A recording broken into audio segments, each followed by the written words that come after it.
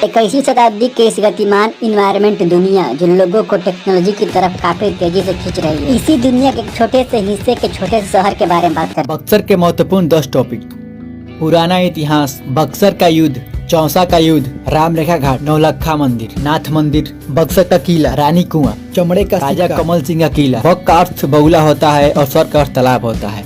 इस तरह एक तालाब में बहुत सारे बगुले होंगे, इसलिए इसे बक्सर कहते होंगे। इसकी एक छोटी सी कहानी है। पुरातन काल में वेदश्री नामक एक ब्राह्मण थे। वे मूर्धन्या के गर्भ से उत्पन्न मार्कंडेय ऋषि के पुत्र थे। अपने चेहरे पर बाघ का मुखौटा लगाकर दुर्वासा ऋषि को डराया करते थे। एक दिन दुर्वासा ऋषि ने उन्हें श्राप दे दिया और उनका चेहरा बाघ का जैसा हो गया। वेदशिरा को देखकर गांव के लोग उन्हें पत्थर मारते थे। वेदशिरा को देखकर नारद जी को दया आ गई। उन्होंने कहा कि काशी के पास एक पूरे में तालाब है जिसमें कमल के फूल खिले रहते हैं। रोज स्नान करने से पाप से मुक्ति मिल जाएगी। इस तरह उन्हें मनुष्य का चेहरा प्राप्त हुआ। पौराणिक मान्यताओं के अनुसार इसी कारण से यह व्याक्सर हो गया। व्याक्सर से बक्सर खा जाने लगा। वाल्मीकि रामायण के पन्नों में यह अंकित है कि यह स्थान वेद गर्भ के नाम से भी जाना जाता है। यह स्थान प्राचीन और पवित्र है, जहाँ महर्षि विश्वामित्र के गुरुकुल में 8000 से भी अधिक विद्यार्थी वेदों का अध्ययन करते थे। दूसरी ओर दक्षिण भारत में राक्षसों का आगमन हो गया था। कहने के तो लंका का वासी थे, लेकिन उनकी नीति विस्तारवादी थी। ताड़का सुकेतु की पुत्री थी और उसका विवाह असुर कुल में सुंद के साथ हुआ था। लेकिन ताड़का अपनी देवर उपसुंद के साथ संबंध बना ली थी। लेकिन महर्षि अगस्त ने एक दिन उन्हें आपात स्थिति में देख लिया और उपसुंद को मार डाला और ताड़का को नरभक्षी होने का श्राप दे डाला। तब से ताड़का उग्र हो गई और नरभक्षी कहलाने लगी। भगवान राम ने ताड़का को दक्षिण छोर पर मारी हो। भगवान राम ने उसे घसीट कर जिस रास्ते गंगा प्रवाहित किया होगा उसी रास्ते से ताड़का नाला बहती। ताड़का ताड़ के समान लंबी थी और उसमें 10,000 हाथियों का बल था। ताड़का के 2 बेटे थे, मारीच और सुबाहु। खुदाई के बाद राहु केतु और ग्रह नक्षत्र कुछ मूर्तियां मिली थी। इसमें मिट्टी के बर्तन भी शामिल थे जिन्हें सुरक्षित रखा गया है। ब्रह्मांड पुराण में बताया गया है कि इसे पहले चित्र रथ वन कहते थे, बाद में ताड़का का वन हो गया। आज यह चरित्र वन कहलाता है।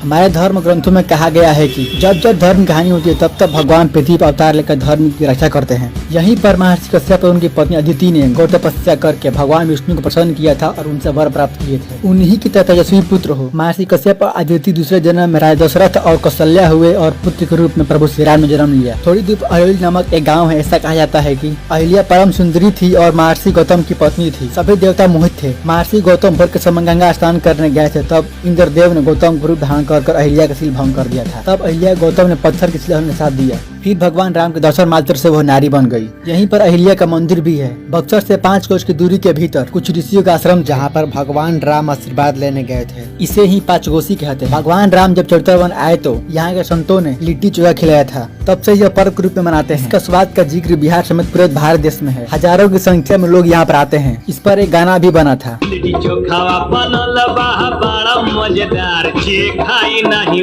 पछताई मोरे यार, जे खाई नहीं पछताई मोरे यार। दूसरा है बक्सर का युद्ध। बक्सर के युद्ध 1767 में बंगाल के नवाब, अवध के नवाब और दिल्ली के मुगल बादशाह और ब्रिटिश ईस्ट इंडिया कंपनी का माल संभाले मुनरो के बीच कथकौली मैदान पर हुआ था, जिसका परिणाम भयंकर युद्ध हुआ और ईस्ट इंडिया कंपनी की जीत हुई। बक्सर से 2 किलोमीटर दूर जासो गाँव के पूरे में कथकौली मैदान है। तीसरा है चौसा का युद्ध। चौसा का युद्ध 1539 में हुमायूं और शेर शाह के बीच हुआ था। इसमें शेर शाह की जीत हुई और हुमायूं को हार का सामना करना पड़ा। करमनासा नदी पर दोनों ओर से घिर जाने के कारण हुमायूं ने घोड़े पर चढ़कर रूपवती गंगा में कूद गया और उसे एक भीति ने बचा लिया। तब हुमायूं ने उसे एक दिन के राजा सौंपने का वादा किया। उसी भीति ने एक दिन के राज्य में चमड़े का सिक्का चलवाया था। पुराणों में ऐसा कहा गया है कि करमनासा नदी के पानी पीने से पाप कम होता है। कुछ लोग इसे रावण के मूत्र से निकलो ही मानते हैं, तो कुछ लोगों का मानना है कि राजा शंकु के लार से निकली है। पुरातन काल में महर्षि च्यवन का आश्रम था, उन्हीं के नाम पर चौसा पड़ा था। चौसा में 52 गलियां और 53 बाजार लगते थे।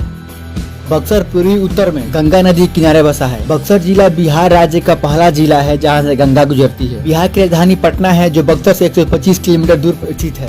बक्सर जिला को भोजपुर जिला के 7/19 से 91 को अलग कर दिया गया। जनगणना 2011 के अनुसार बक्सर की कुल जनसंख्या 17,06,352 है। इसका कुल क्षेत्रफल 1,624 किलोमीटर स्क्वायर है। इसकी लिटरेसी 79.77% है, जहाँ पर हिंदू की संख्या 93.27% है और मुस्लिमों की संख्या 6.18% है। बक्सर शहर की कुल जनसंख्या 1,02,861 है। बक्सर से रोजाना 25,000 यात्री आते जाते हैं। अगला है राम रेखा घाट। पौराणिक मान्यताओं वाला यह घाट गंगा नदी किनारे स्थित है। यह घाट अत्यंत पवित्र है। इस घाट पर हजारों की संख्या में लोग स्नान करने आते हैं। ऐसा कहते हैं कि रामेश्वर नाथ का भव्य मंदिर की स्थापना भगवान राम ने की। यहीं पर भगवान श्री राम का चरण पादुका भी है। अगला है नौलखा मंदिर।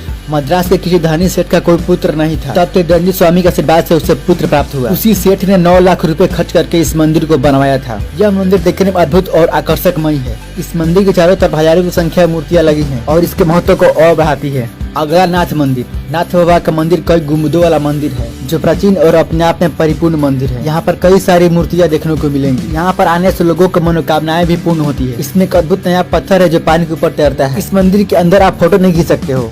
अगला है बक्सर का किला। कुछ लोगों का मानना है कि यह मुगल बादशाह अकबर ने बनवाया था। कुछ लोग राजा रुद्र सिंह को मानते हैं। कुछ लोग कहते हैं कि इसमें एक लंबी सुरंग थी जो मूंगे तक जाती थी। यहाँ के खुदाई के बाद पुरानी ईंटें, बर्तन, धातु पत्र मिले थे और 338 सिक्के मिले थे। अगला है रानी कुआं। 13वीं शताब्दी के राजा भोज के किसी वंशज की रानी ने इस कुएं को बनवाया था। कुआं के चारों ओर की मिट्टी गंगा के धारा से बह गई है, लेकिन आज भी वैसा ही है। बाबू वीर कुंवर सिंह, यह जगदीशपुर के राजा कुंवर सिंह की प्रतिमा है। 1857 के स्वतंत्रता संग्राम में भाग लेकर बाबू वीर कुंवर सिंह ने अंग्रेजों की नींद हराम कर दी थी। उनके खानदान के व्यक्ति बद्री सिंह ने इस मूर्ति को बनवाया था। राजाओं का किला। राजा कमल सिंह किला डुमरांव में है। उन्होंने अपनी नई राजधानी यहीं पर स्थापित की थी। उनके वंशज आज भी डुमरांव में रहते हैं। राजा रतन सिंह का किला। आज के समय में ये खंडर हो गया है, लेकिन इसमें रहस्य आज भी छिपे हुए हैं। सच्चिदानंद सिन्हा इंग्लैंड से बैरिस्ट्री की पढ़ाई करके भारत वापस आए थे। यह भारत के प्रथम और अस्थायी अध्यक्ष बने थे। इनके नाम पर पटना में सिन्हा लाइब्रेरी भी है। इतिहासकारों में विख्यात आचार्य सीपीएन सहाय का नाम लेना उचित होगा। इनकी प्रमुख रचनाएं जाति दुनिया, कहानी के प्लाट आदि चर्चित है। बक्सर की प्रसिद्ध पापड़ी बिहार समेत पूरे भारत से प्रसिद्ध है। आप कभी भी बक्सर भ्रमण करना चाहते हैं तो आपका विश्वामित्र मुनि की पवित्र धरती पर हार्दिक स्वागत है।